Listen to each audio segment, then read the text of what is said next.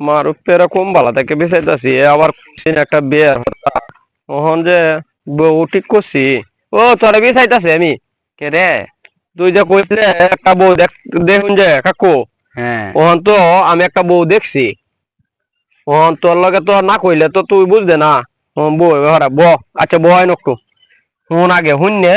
যে তোর পছন্দ হয় তে তুই কইবে দিলে হ্যাঁ কাকু আমি বিয়ে করাম কোন কোনটা জানি ওহন বিরাট সুন্দরী বেডি ঠিক আছে চলে। সুন্দরী ওহন বিষয় হয়েছে